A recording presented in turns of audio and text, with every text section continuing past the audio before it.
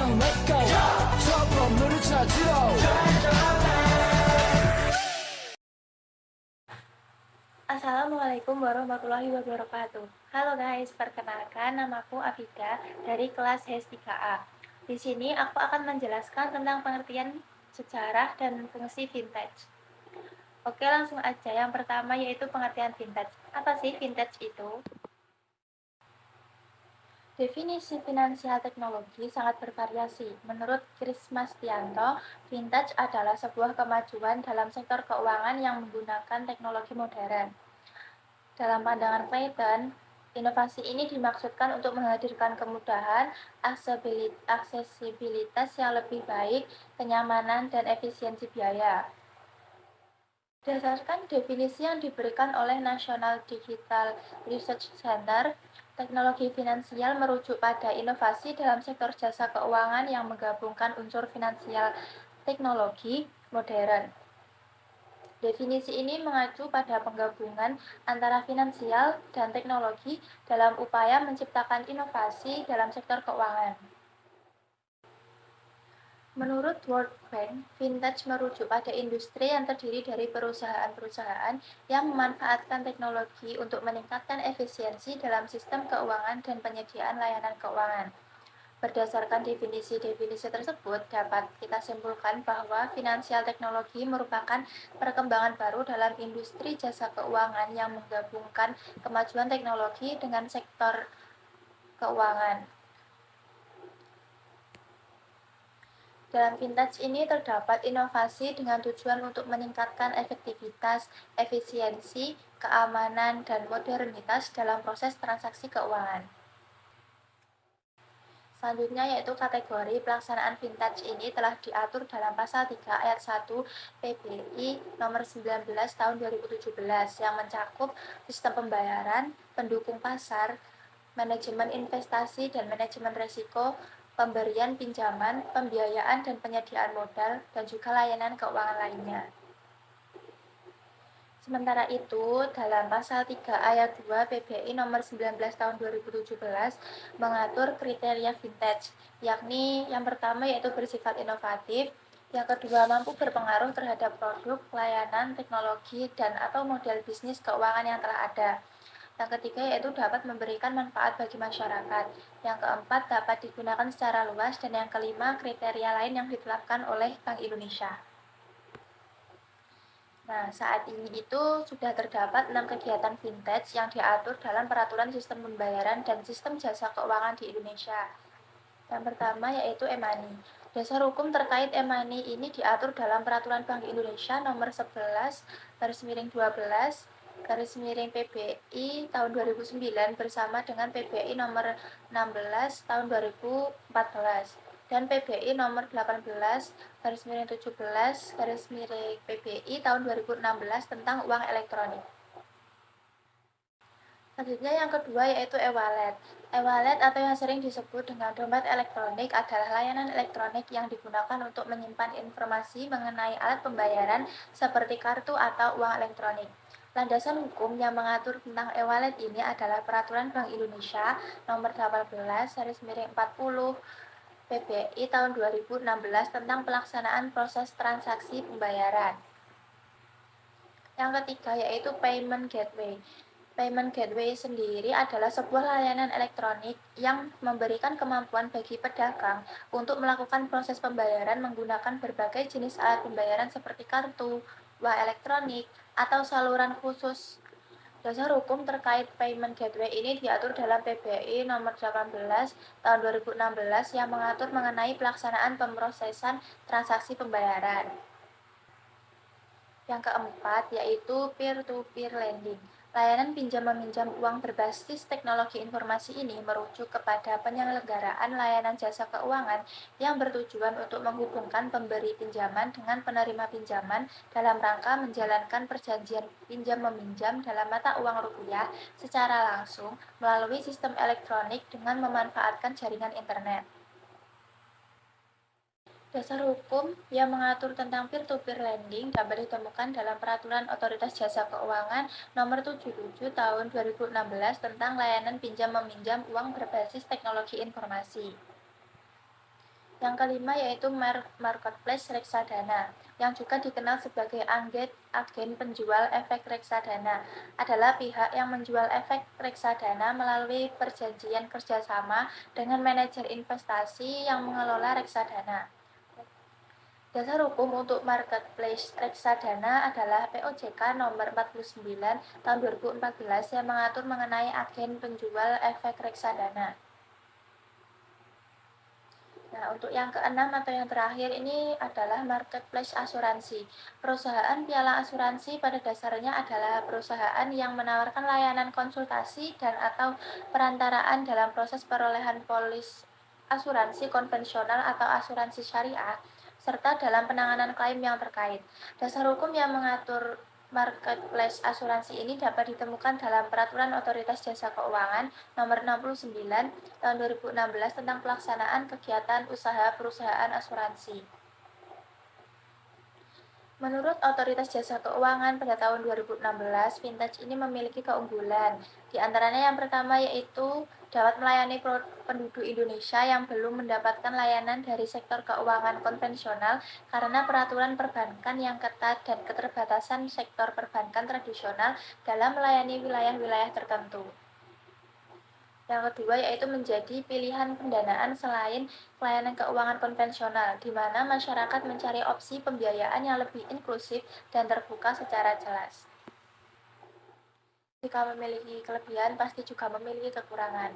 Nah, beberapa kekurangan vintage diantaranya yaitu yang pertama, mereka tidak memiliki izin untuk melakukan transfer dana dan kurang stabil dalam menjalankan bisnis mereka dengan modal yang lebih kecil dibandingkan dengan bank.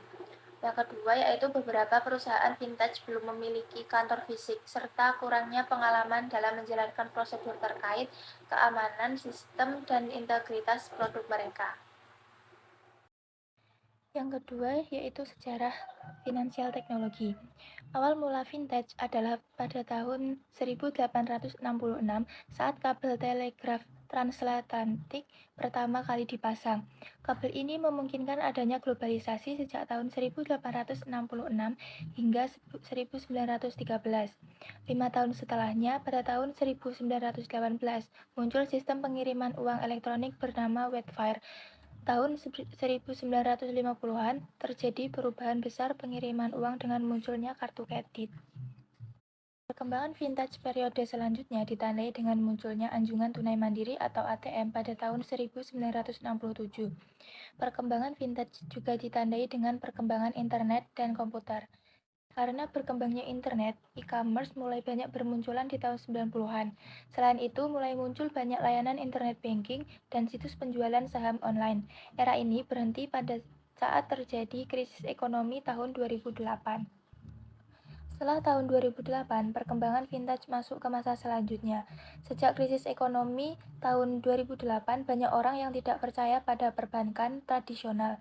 Celah ini dimanfaatkan oleh banyak orang untuk mendapatkan startup, jasa layanan keuangan seperti jasa pembayaran online, crowdfunding, pinjaman online, dan lain-lain. Pada tahun 2009, juga muncul Bitcoin sebagai alternatif investasi. Era ini juga didorong oleh munculnya ponsel pintar yang memungkinkan penggunaan mobile banking di awal dekade 2000-an. Perjalanan vintage generation 1.0 di Indonesia sendiri baru mulai tampak di akhir tahun 80-an. Saat itu penggunaan ATM pertama kali oleh Bank Niaga pada tahun 1987 dan Bank BCA tahun 1988 menjadi penanda era baru. Butuh waktu 10 tahun agar masyarakat terbiasa menggunakan layanan tanpa kasir ini.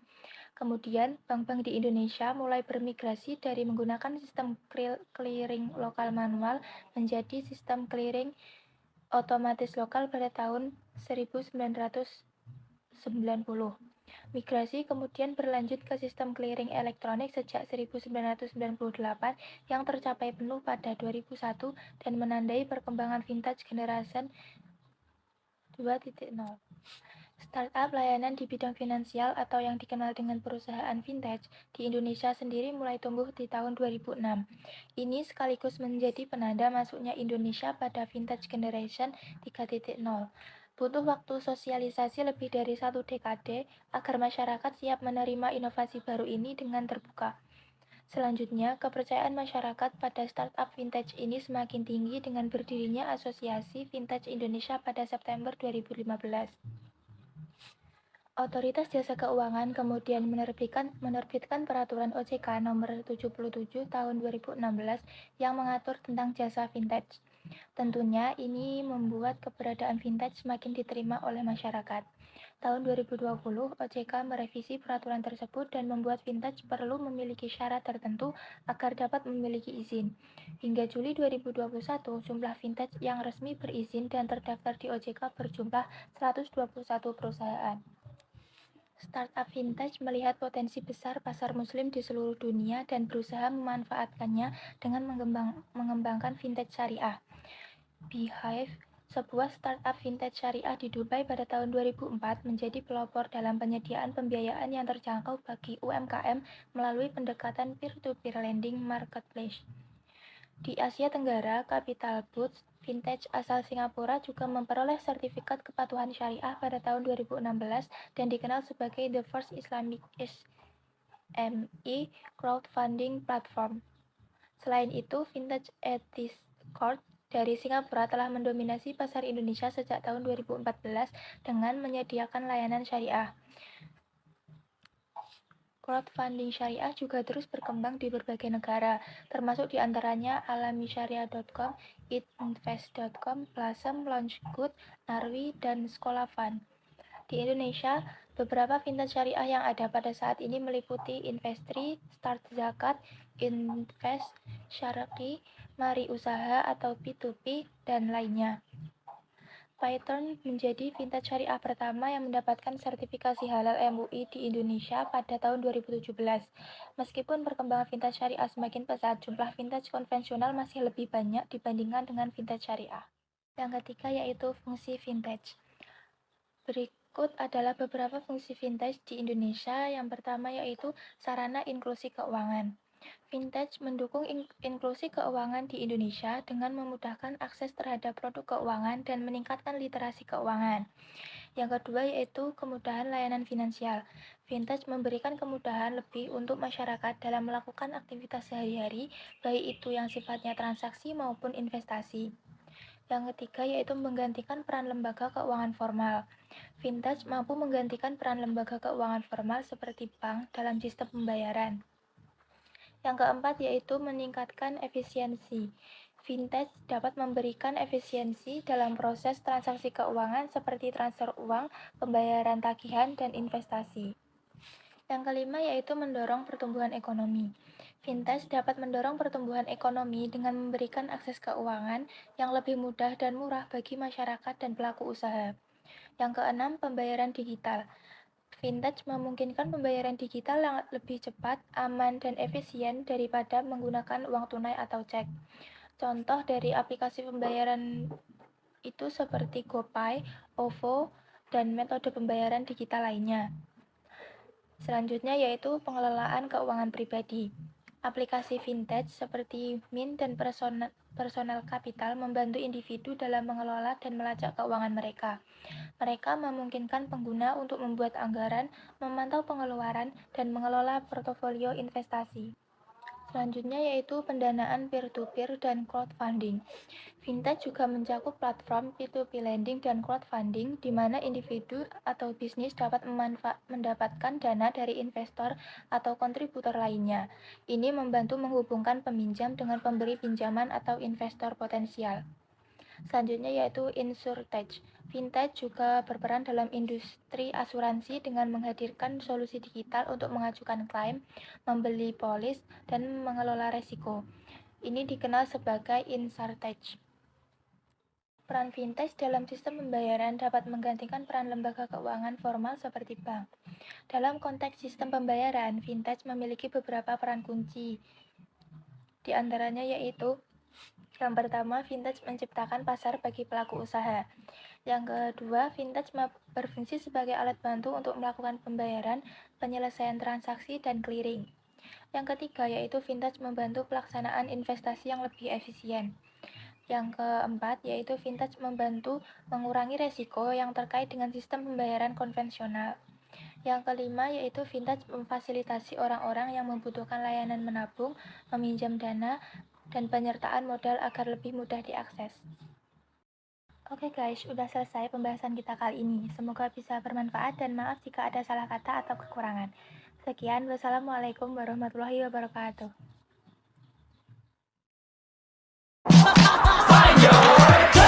그대와 함께 달려 Ready for action, let's go 저 건물을 찾으러